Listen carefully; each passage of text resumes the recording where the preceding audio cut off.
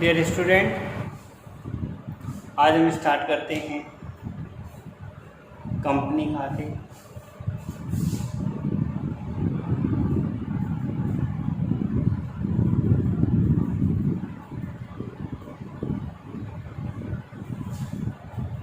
Company में सबसे पहले जो समझने का टॉपिक है वो है हमारा अंश। अंश क्या होते हैं?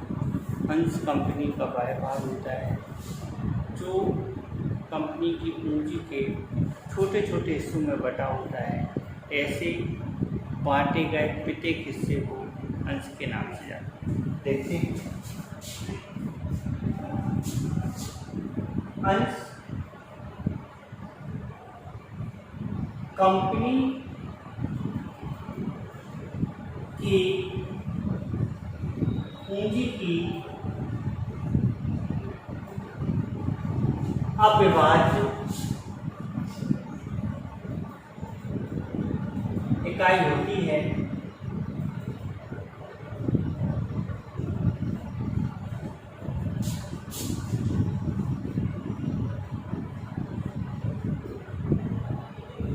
जो कंपनी के द्वारा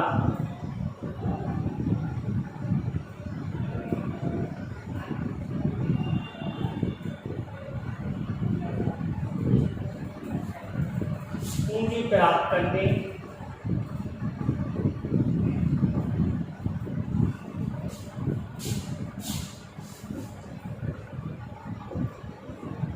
के लिए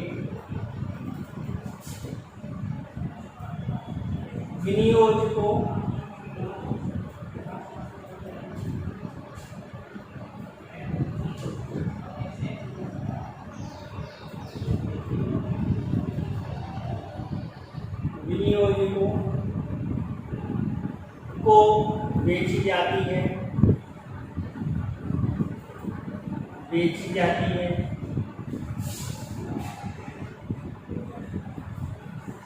अंश कहलाता है। ये कह सकते हैं अंश कंपनी की पूंजी की अविभाज्य इकाई होती है जो कंपनी के द्वारा पूंजी प्राप्त करने के लिए विनियोजकों को बेची जाती है। इस बेची गई पूंजी को या अंश बेची गई पूंजी के हिस्सों को अंश के नाम से जाना जाता है। दूसरे शब्दों में भारतीय कंपनी अधिनियम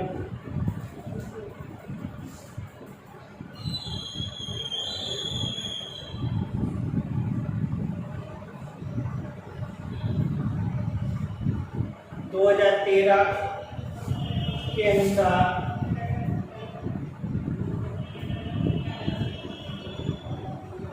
अंश का तात्पर्य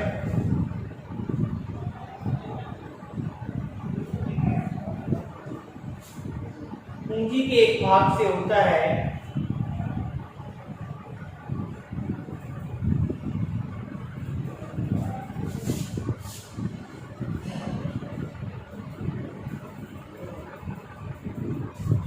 और यदि स्कंदवांश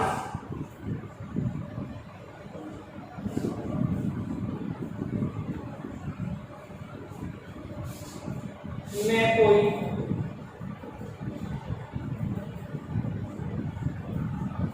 स्पष्ट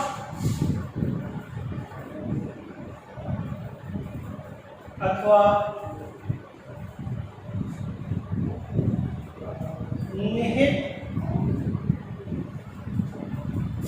भेद नहीं किया गया है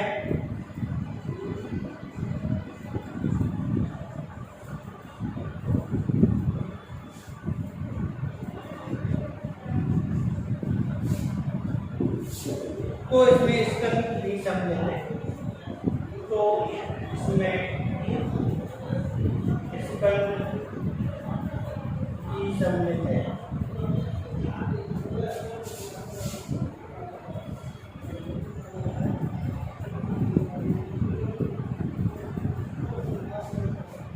इस प्रकार की कह सकते हैं अंश का मतलब ये भारतीय कंपनी अधिनियम 2013 के अनुसार अंश का तात्पर्य पूंजी के एक भाग से होता है और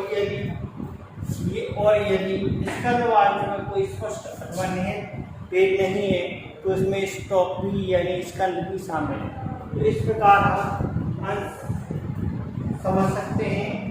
अंश भारतीय कंपनी अधिनियम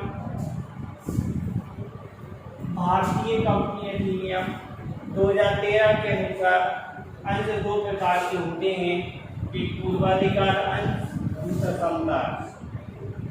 भारतीय कंपनी अधिनियम 2013 के अनुसार जो अंश है दो प्रकार के होते हैं।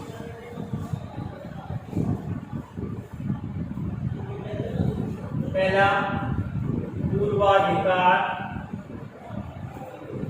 अंश यानी प्रेफरेंस है।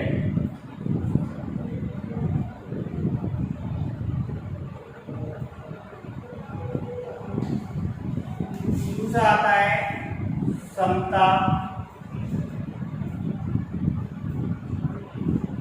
या साधारण अंश यानी इक्विटी शेयर।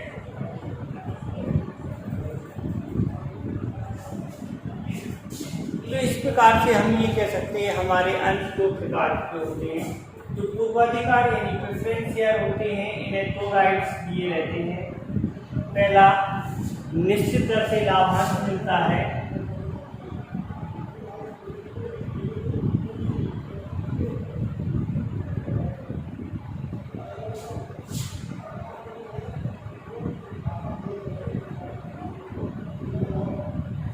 दूसरा, कंपनी के समापन पर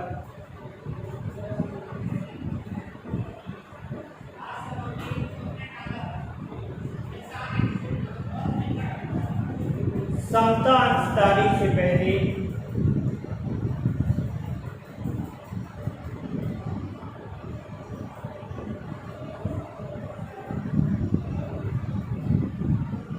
राशि प्राप्त करने का अधिकार।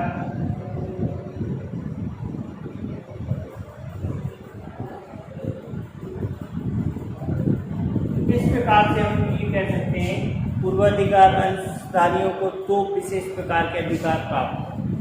दूसरा समतांश में साधारण दर से जब लाभ होगा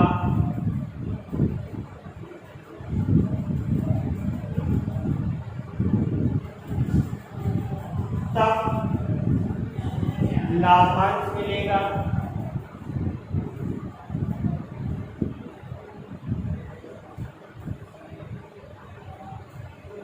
और दूसरा, कंपनी के स्वामी होते हैं।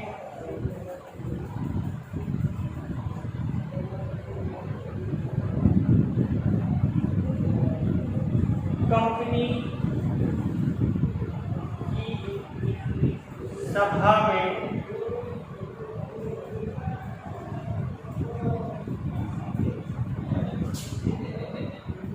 वोट करने का अधिकार होता है।